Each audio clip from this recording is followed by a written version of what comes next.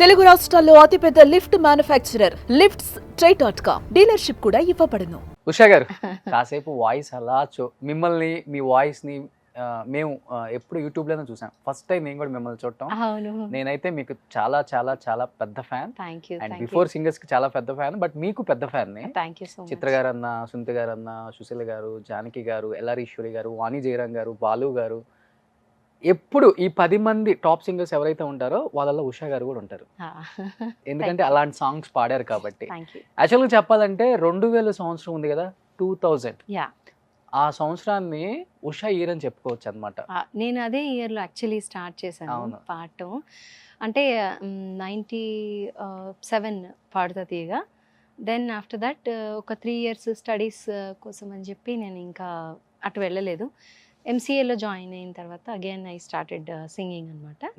So 2000లో first ఊహల పల్లకిలో సాంగ్కి పిలిచారు. దట్ వాజ్ యాక్చువల్లీ ఆ ట్రయల్ వర్జన్ లాగా పిలిచారనమాట. అంటే పాడతా తీగలో విన్ అయిన వాళ్ళతోటి ఉషా కిరణ్ మూవీస్ వాళ్ళు చేసిన ఫస్ట్ మూవీలో పాడించాలి అనేది పాయింట్. సో అందరు పాడతా తీగలో పాడిన వాళ్ళందరూ పాడారు. ఆ తర్వాత నేను పాడింది వచ్చి ఫైనల్ చేశారనమాట. నాకు తెలిసి ఇంట్లో కన్నా ఎక్కువ మీరు రికార్డింగ్ స్టూడియోలో ఎక్కువ ఉంటారు. చాలా నేను పాడాను ఆ ఇయర్, అంటే ఆ కన్సిక్యూటివ్ ఇయర్స్ పెళ్లి అయ్యేదాకా కంటిన్యూస్ గా చాలా. అంటే ఇంకొకటి చిత్రం మూవీ ఆల్మోస్ట్ అందరు ఆర్టిస్టులకి, డైరెక్టర్ కి బ్రేక్ వచ్చింది, అండ్ కొత్తగా వచ్చిన సింగర్స్ కి బ్రేక్ వచ్చింది, మ్యూజిక్ డైరెక్టర్స్ కి బ్రేక్ వచ్చింది, అండ్ మీ సాంగ్ దాంట్లో ఎవర్ గ్రీన్. దాంతోనే స్టార్ట్ చేస్తారా? మీరు పాడతారా? నాతోటి ఇందాక పాడుతుంటే చూసాను మీరు పాడుతున్నారని. మేము పాడితే మీ వరకే వినొచ్చు, మీరు పాడితే మొత్తం కోట్ల మంది వినొచ్చు. ఊహల పల్లకీలో ఊరేగించనా, ఆశల వెల్లువై రాగం పలికించనా, ఊహల పల్లకీలో ఊరేగించనా, ఆశల వెల్లువై రాగం పలికించనా.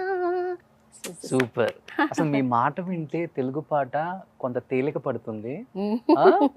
నిజంగానే ఊహల పల్లకిలో ఊరేగినంత ఫీల్ అవుతుంది అది. అలాంటి వాయిస్ మేడం. అన్ని genres basically interest. Okay. So madam కొన్ని వేల పాటలు, కొన్ని వేల షోలు చేశారు నేను చెప్పినట్లుగానే. అండ్ నాకు తెలిసి ఈ 25 years జర్నీలో అండ్ ఒక్క తరం మొత్తం కూడా మీ గొంతులోని మాధుర్యంతోనో, మీ గొంతులోని అదేదో అమృతం ఏదో మింగిన దేవతలు పాడితే ఎలా ఉంటుందో అలా అలా అలా ఒక తరాన్ని ఏలేశారు కదా. ఎందుకని ఇంత గ్యాప్ తీసుకున్న తర్వాత? గ్యాప్ అని కూడా కాదండి, ఇది నేను 2005 దాకా పాడాను. భద్రాలో ఎర్రకొక song was the last song నేను అప్పుడు పెళ్ళి అవన్ క్రితం పాడింది. 2005లో I got married and we move to US. So అక్కడే ఆల్మోస్ట్ 2016 దాకా ఉన్నాము. తర్వాత ఎండ్ ఆఫ్ 2016 ఆల్మోస్ట్ 2017కి వి కేమ్ బ్యాక్ అన్నమాట, ఇండియాకి వచ్చేసి. ఒకసారి యుఎస్కి వెళ్తే అదొక ఊబి లాంటిది అనమాట. ఏంటంటే గ్రీన్ కార్డ్ రావాలి, తర్వాత సిటిజన్స్ అవ్వాలి, పిల్లలు అక్కడ. సో ఇలాంటివన్నీ కొన్ని కారణాల వల్ల it took some time for us to come back అన్నమాట. ఓకే. సుమన్ టీవీలో మీ పర్సనల్ అండ్ బిజినెస్ ప్రమోషన్స్ కోసం కింది నెంబర్కి కాంటాక్ట్ చేయండి.